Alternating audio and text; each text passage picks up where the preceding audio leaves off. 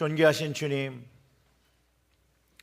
오늘 이 아침 주의 전으로 불러주시고 저희들에게 은혜의 말씀을 주시려 성령의 충만을 허락하여 주심에 감사와 찬양을 드립니다. 이 시간 말씀 들을 때 기름 부으심을 허락하시고 깨닫는 은혜와 또 주님의 능력의 치유와 회복을 경험하게 하여 주시옵소서. 주님의 말씀이 들을 때 우리의 영이 치유함받게 하시고 깨어나게 하시고 우리의 심령과 시선이 오직 주님을 바라볼 수 있는 하나님의 말씀을 이 시간 허락하여 주시옵소서. 이 모든 말씀 우리 구주 예수님의 이름으로 기도드렸습니다. 아멘. 할렐루야. 오늘은 성탄 주일입니다. 우리 옆에 계신 분들과 메리 크리스마스라고 반갑게 인사를 나눠주시기 부탁드립니다. 이 크리스마스라는 단어는요, Christ, 그리스도란 단어와 Mass, 예배라는 두 말이 합쳐진 말로 그리스도를 예배한다는 말이 크리스마스라는 말이에요. 그렇기 때문에 크리스마스는요, 선물을 주고받는 날이 아닙니다. 또 술 먹고 파티하는 날도 아닙니다. 크리스마스의 주인은 바로 예수님이십니다. 즉 메리 크리스마스라고 우리가 서로 인사하는 건 우리 구주 되신 예수님을 즐겁게 예배합시다, 경배합시다, 이렇게 인사하는 거예요. 그러니 이 뜻을 우리가 알았죠. 복된 인사라는 거. 이 마음을 담고 다시 한번 옆에 계신 분들과 메리 크리스마스 이렇게 인사해 보시기 바랍니다. 네. 맞습니다. 여러분들이 이렇게 인사를 하면서 우리 예수님을 우리 함께 예배해요, 아멘, 이렇게 하는 거죠. 그 느낌이에요. 그 느낌. 오늘 본문에 보면요, 베드로가 솔로몬의 행각이라는 곳에서 백성들에게 그리스도에 대해서 가르쳐주고 있습니다. 오늘 우리가 읽은 내용이 바로 그 내용이에요. 근데 이 백성이 도대체 왜 이 솔로몬 행각에 베드로한테 모였느냐라고 그것을 먼저 살펴보면 11절의 말씀에 이렇게 기록되어 있죠. 나은 사람이 베드로와 요한을 붙잡으니 모든 백성이 크게 놀라며 달려 이거는 여기서 나은 사람 누구죠? 베드로가 예수의 이름으로 날 때부터 걷지 못하던 사람을 일으켜 세우고 지금은 걸어다니는 사람이라는 거죠. 나은 사람. 태어나서 처음 걸어본 거예요. 태어나서 처음 걸어본 사람이 자기도 얼마나 이게 충격적인 일이에요. 그러니까 베드로와 요한을 붙잡고 좀 더 얘기를 하고 싶어 하겠죠. 자신에게 이런 사람들이 이 사람이 걷는 걸 보기 시작하는 거예요. 그 사람이 성전 미문에서 내가 알기도 걷지 못하던 사람이었고 사람들이 들어서 날르던 사람이었는데 그 사람이 걸어다니면서 요한과 베드로를 붙잡고 있으니 그 모습을 보면서 솔로몬 행각으로 모여들기 시작했다는 거예요. 이 솔로몬의 행각은 예루살렘 성전에서 가장 바깥쪽 뜰이에요. 이방인의 뜰이라고도 불리우고 행각이라는 것처럼 기둥들이 이렇게 쭉 서 있고 그 다음에 지붕이 이렇게 덮여 있습니다. 역사적으로 이 바벨론 침공으로 솔로몬의 성전이 다 파괴되었죠. 근데 이곳이 바로 그 솔로몬의 성전 흔적, 그 성전의 기초가 남았던 자리 위에 행각을 세웠다고. 그래서 그 솔로몬의 성전을 기리면서 유대인들이 자부심을 갖던 그런 곳이었다는 거예요. 그 사진을 좀 보여주실래요? 이런 모습이에요. 그래서 사람들이 자유롭게 들어오고 나가고 있을 수 있는 이런 장소에서 유대인의 랍비들이 율법을 가르치고 대화하는 이렇게 소통의 창구였기도 합니다. 그래서 복음서에서 기록하듯이 예수님도 이곳에서 사람들에게 가르치셨던 장소이기도 하고요. 그 옛날 이름 이방인의 뜰이라고 불리우는 것처럼 이방인들 모든 사람이 출입이 가능한 그런 장소였다라는 거예요. 그러니까 사람들이 많이 모여 있는 그곳. 오순절 성령 강림 이후에는 초대교회 성도들이 이곳에 모여서 한 마음으로 모여 예배하고 교제하던 장소. 복음이 선포되어지고 복음이 가르쳐지던 장소. 이곳에서 처음 베드로가 걷지 못하던 사람이 처음 걷게 된 배경과 그 근원이, 그 힘이 무엇인지를 설명하고 있는, 그 사람이 걸으면서 놀라워하고 신기해하는 사람들에게 설명해 주고 있다는 거예요. 그 12절부터 15절을 읽어보면 이렇습니다. 베드로가 이것을 보고 백성에게 말하되 이스라엘 사람들아, 이 일을 왜 놀랍게 여기느냐? 우리 개인의 권능과 경건으로 이 사람을 걷게 한 것처럼 왜 우리를 주목하느냐? 아브라함과 이삭과 야곱의 하나님, 곧 우리 조상의 하나님이 그의 종 예수를 영화롭게 하셨느니라. 너희가 그를 넘겨주고 빌라도가 놓아주기로 결의한 것을 너희가 그 앞에서 거부하였으니 너희가 거룩하고 의로운 일을 거부하고 도리어 살인한 사람을 놓아주기를 구하여 생명의 주를 죽였도다. 그러나 하나님이 죽은 자 가운데서 그를 살리셨으니 우리가 이 일의 증인이라. 아멘. 솔로몬 행각에 모인 사람들이 대부분 예수님이 십자가에서 죽었다라는 것을, 그 내용들을 알고 있었던 사람들이라는 거예요. 이들이 예수님을 빌라도에게 넘겨준 사람들이라는 거예요. 이들이 빌라도가 놓아주려고 할 때 놓아주지 말고 죽이라고 하고 살인자를 살리라고 했던, 그거를 상기시켜 주죠. 그러면서 이렇게 얘기하는 거예요. 너희가 죽인 예수는 약속의 메시아였다고, 직설적으로 생명의 주를 죽였다고 그들의 죄를 드러냅니다. 근데 하나님이 이 예수님을 죽은 자 가운데서 살리셨고 우리가 그것을 본 증인이라고 얘기하고, 그들에게 베드로가 이 태어나면서 걷지 못하는 사람이 걷게 된 것은 자기의 능력이 아니라 이 부활하신 예수님의 능력, 그 예수의 이름의 능력으로 이 사람이 걷고 있다라고 가르쳐주고 있는 거라는 거예요. 베드로는 여기서, 또 요한은 스스로가 기적의 주인공 되기를 거부했다라는 거예요. 기적은 그냥 통로예요. 통로. 목적은 누구였냐? 예수 그리스도임을 선포하고 있다는 거예요. 자신이 아니라 예수 그리스도, 그 메시아신 그분이 한 것이다. 만약 우리의 신앙의 시선이 기적을 행한 사람이나 환경에 머물러 있다면 우리는 아직도 솔로몬 행각에서 놀란 그 군중과 다를 바가 없어요. 예수의 이름을 믿으며 그 능력을 체험하면서 살아야 함을 분명히 가르쳐준다는 거예요. 사랑하는 성도 여러분, 예수의 이름이 이 태어나서부터 걷지 못하는 사람을 일으켰다라는 걸 여러분들은 믿으십니까? 크게 믿어줘야 되는 거예요. 그리고 베드로가 16절에서 더 설명을 하죠. 그 이름을 믿음으로, 16절이 그 이름을 믿음으로 그 이름이 너희가 보고 아는 이 사람을 성하게 하였나니 예수로 말미암아 난 믿음이 너희 모든 사람 앞에서 이같이 완전히 낫게 하였느니라. 아멘. 예수님이 부활하시고 역사하셔서 이 사람을 치유하셨다고 선포하는 것이죠. 이 믿음을 가지고 일어난 사람이 너희가 보는, 태어날 때부터 걷지 못하고 너희가 성전을 들고 들어오고 나갈 때 성전 미문 앞에서 거기서 구걸하던 그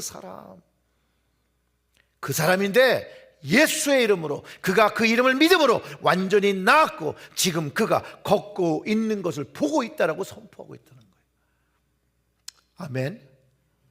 우리 역시 이 예수님의 이름, 그 능력의 이름을 믿고 살 때 우리의 삶 속에서도 병든 것, 눌린 것, 힘든 것, 그것이 무엇이든 간에 예수의 이름으로 완전히 치유함 받게 될 것을 저는 믿고 선포합니다. 왜냐하면 예수님의 그 이름이 우리의 죄를 이기게 하셨고, 죄를 해결하게 하셨고, 죄로부터 일어나 주님을 쫓게 하신 능력의 이름이기 때문에 그렇습니다. 그런데 상황적으로는 이 베드로의 말을 듣는 사람들이 얼마나 놀랐을까요? 자신들이 죽인 그 사람이 진짜 메시아였더라고요. 그가 다시 부활해서 이 태어날 때부터 걷지 못하던 사람을 고쳤다라는 베드로의 말을 들을 때 여러분 가슴이 정말 철렁했을 거예요. 가슴이 떨렸을 거라는 거예요. 하나님의 능력을 경험할 때, 하나님을 대면할 때 우리는 이런 느낌을 가져요. 왜냐하면 우리도 주님을 만날 때 이런 가슴 떨림과 철렁한 그 찔림을 경험한 순간이 다 있다라는 거예요. 성령님께서 우리가 가진 죄들을 드러내실 때 거기에는 두려움이 있고 찔림이 있어요. 그래서 회개하지 않을 수 없는 기회를, 은혜를 우리에게 주시죠. 진정한 참 복음은 수십 년 동안 묵은 죄의 덩어리들이, 응어리들이 예수의 이름 앞에서 다 녹아 흐르는 거예요. 주님의 십자가가 나의 죄를 해결했다는 것을 경험하기 시작하는 거예요. 주님 앞에 설 때는 나 같은 사람이 어떻게 하나님 앞에 설 수 있을까라는 그 괴로움을 가지고 나가 어떻게 해야 될까라고 할 때 그 주님의 음성이 내가 너를 위하여 십자가를 지었다라는 그 음성을 들을 때 우리가 가지고 해결하지 못하는 죄들이 그 순간에 다 녹아내리는 것이라는 거예요. 그 순간 해결되어짐을 경험하고 기적과 같은 삶의 변화, 죄가 누르고 있던 그 죄의 무게들을 다 이기고 자유함을 누리는 것, 그 경험이 오늘 본문 속에서 걷지 못하는 자가 일어나고 경험한 것, 또 그 사람을 보면서 찔림을 얻은 백성들이 누리게 될 은혜이며 축복인 것을 가르쳐주고 있다는 거예요. 오순절 성령 강림 때도 베드로가 이 동일한 설교를 했어요. 그리고 많은 사람들이 그 설교를 듣고서 찔림을 경험했고 회개하고 세례를 받은 적이 이미 있었다는 거예요. 베드로가 그때 또 경험을 가지고 이 백성들을 또 위로합니다. 그러면서 복음을 제안해요. 17절에 형제들아 너희가 알지 못하여 그리하였으며 너희 관리도 그리한 줄 아노라. 그러나 하나님이 모든 선지자의 입을 통하여 자기의 그리스도께서 고난받으실 일을 미리 알게 하신 것을 이와 같이 이루셨느니라. 그러므로 마음에 찔림이 있으면 그러므로 너희가 회개하고 돌이켜 너희 죄 없이 함을 받으라. 이같이 하면 어떻게 되는 날이요? 앞으로부터 이를 것이요. 알지 못하고 잘못을 행했으니 회개하고 돌이키고 죄 없이 함을 받으라는 거예요. 그러면 새롭게 되는 날을 경험할 것이라는 거예요. 그게 주님으로부터 오는 것이라고 분명하게 베드로가 가르쳐주고 있죠. 이 말씀은 정말 우리에게 축복의 말씀이에요. 사랑하는 성도 여러분, 우리가 회개하고 죄사함을 받으면 새롭게 되는 날을 주님으로부터 얻는 것이라고 가르쳐 주신 거예요. 새로운 날, 회개한 날이 이제 앞으로 새로운 날을 주님으로부터 받는 것이라는 거예요. 내가 가진 날을 사는 게 아니라 회개하고 용서함을 받은 날은 주님이 주신 날, 새로운 날을 가지고 사는 것이라고 가르쳐 주는데, 사랑하는 성도 여러분, 여러분들은 이 말을 정녕 믿으십니까? 이 말은요, 우리가 죄를 짓고 살다가 회개하면, 그리고 돌이키면 주님으로 인하여 죄 없음을 받고 새로운 날을 받는 거, 이걸 알고 살아야 된다는 거예요. 이걸 모르고 살면 안 돼요. 알고 살아야 돼요. 과거가, 어제가, 하물며 오늘이 죄로 얼룩졌을지라도 주님께서 주시는 임재를 통하여, 깨달음을 통하여 순간 회개할 때 주님께서 우리를 다시 용서해 주시고 깨끗하게 회복시키시면서 그 이후에 새로운 날을, 새로운 생명을, 새로운 것으로 살아갈 수 있도록 기회를 주신다는 말이잖아요. 이게 얼마나 놀라운 말입니까? 사랑하는 성도 여러분, 어제 일은 잊어버리십시오. 오늘과 내일이 중요해요. 오늘은 왜 중요하냐? 오늘 주님 앞에 서며 나의 모습을 돌아보며 주님 앞에 회개할 것이 있으면 회개하면 주님께서 용서하시고 무슨 날을 주세요? 새로운 날을 주신다는 거예요. 이 새로운 날을 여러분 주님으로부터 받으시는 모든 여러분들이 되시길 주님의 이름으로 축원합니다. 바로 이 성탄 주일에 우리가 아기 예수님 오심을 그토록 기뻐하는 이유가 바로 여기에 있다는 거예요. 죄를 해결해 주시려고 오신 주님, 죄 사함을 위하여 새로운 날을 주시게 이 땅에 오셨다는 거예요. 주님은 오실 때부터. 그래서 예수라는 그 주님 이름 앞에 그 안에 죄 사함을 줄 거란 내용이 담겨 있어요.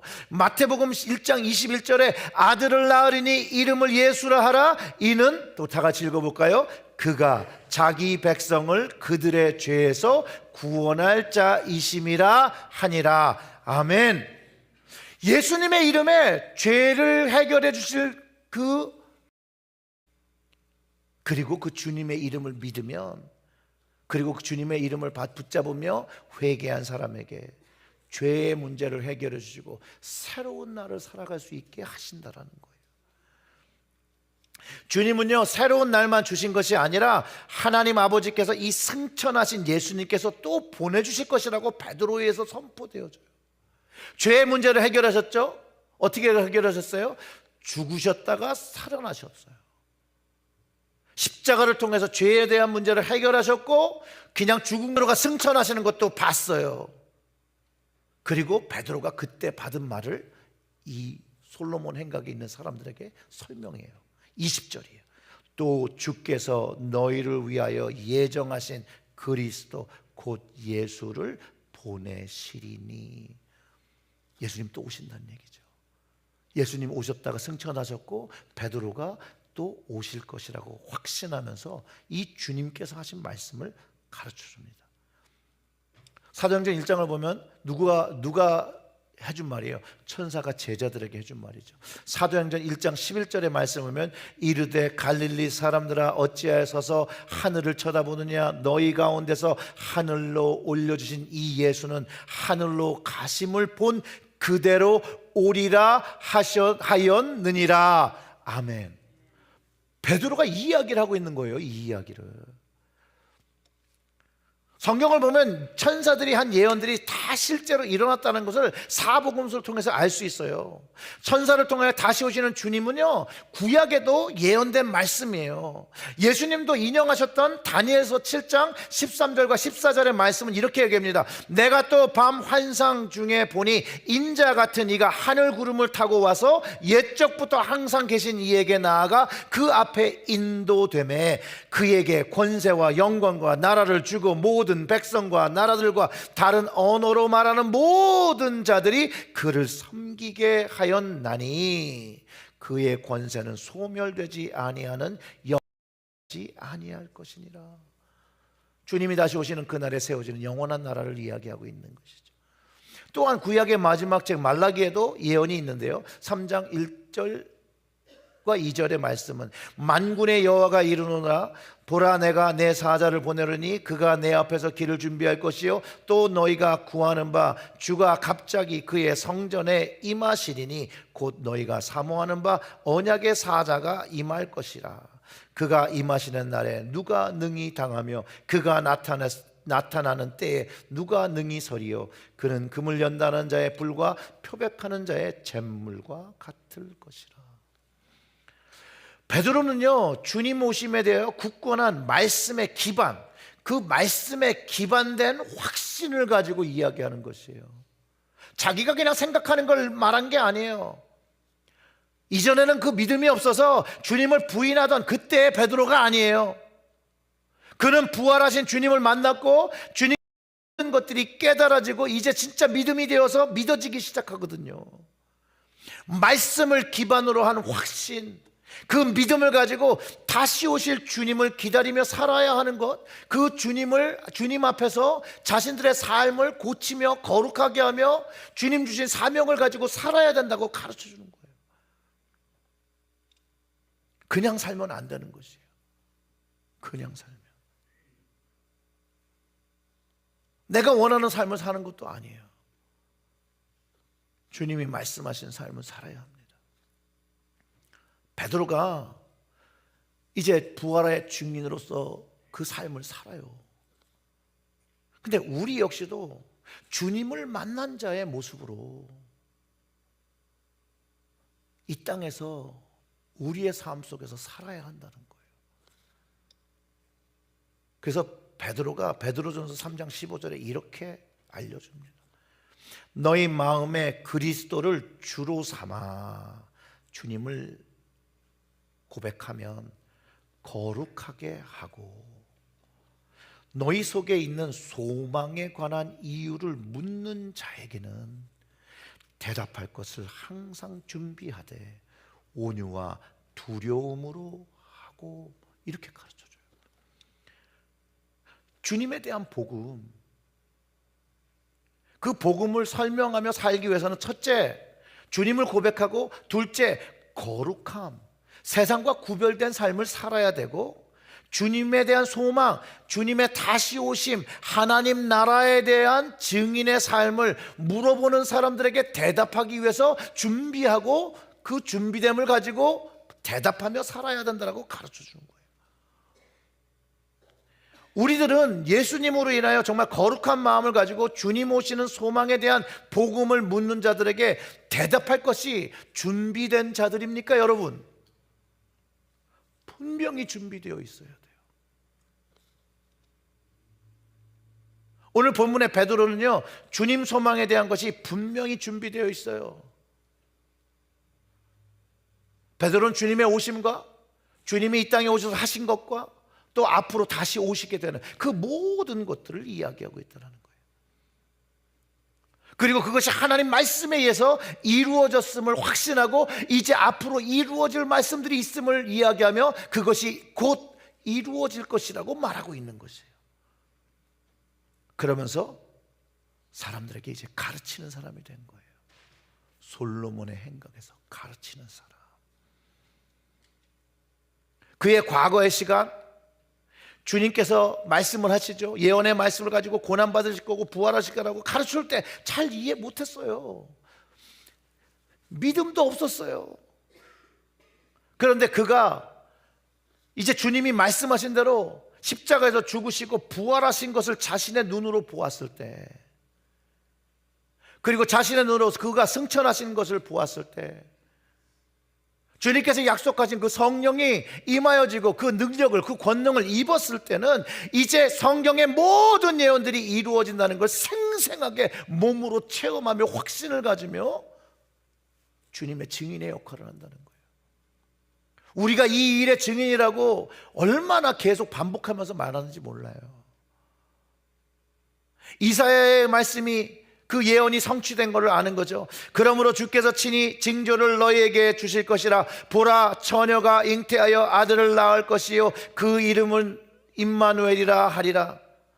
이사야 9장 6절도요. 이른 한 아기가 우리에게서 낳고 한 아들을 우리에게 주신 바 되었는데 그의 어깨는 정사를 메었고 그 이름은 기모자라 모사라. 전능하신 하나님이라 영존하시는 아버지라. 평강의 왕이라 할 것임이라. 이 말씀이 베드로는 이제 다 믿어지고 확신이 되어지는 사람이 되었다는 거예요. 이 전능하신 하나님께서 예수님으로 오셔서 예언대로 예루살렘에 태어나고 골고다의 십자가를 지시고 고난받으시고 사흘 만에 부활하신 것 모두 이사야 말씀의 예언의 성취였다는 걸 자신이 경험하는 거죠. 그리고 자신의 말을 통해서 설교를 통해 사람들에게 가르쳐주고 있는데 그 예수님의 능력이 태어날 때부터 걷지 못하는 사람을 완전히 낫게 하고 걷게 하고 있는데 여러분들은 그 메시아를 믿지 못하시겠습니까? 이 예수님을, 이 그리스도를, 이 하나님을 믿어야 됩니다라고 선포하고 있다는 거예요.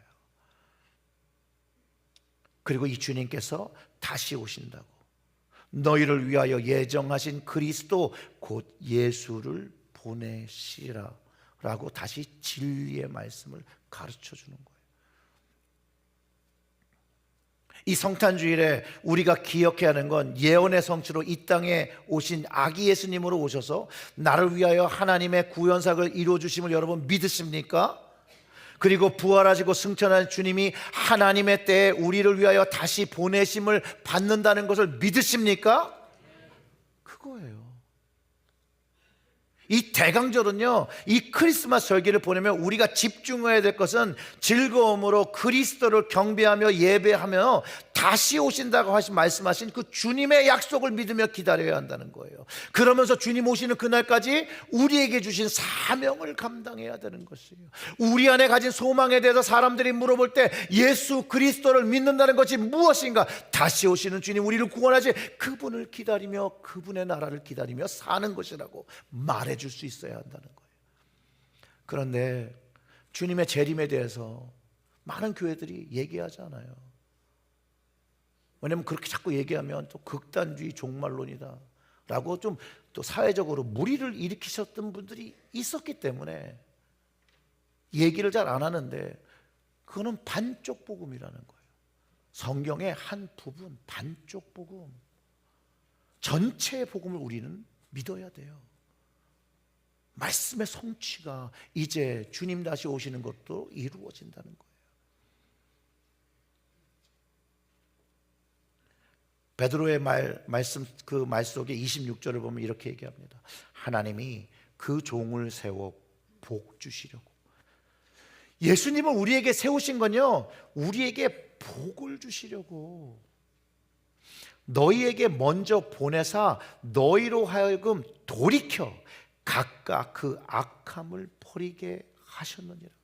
우리가 예수님을 받아들이는 순간 우리에게 있는 그 악함이, 그 죄된 것들을 해결하고 버리고 살 수 있게 한 그것이 복이라는 거예요.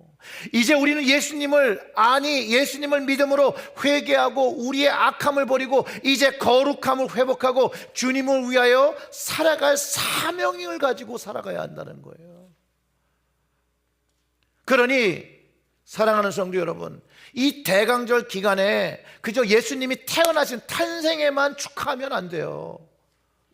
오늘 본문을 통해서 사도 베드로가 우리에게 큰 픽처, 풀 픽처를 보라고 하는 거잖아요.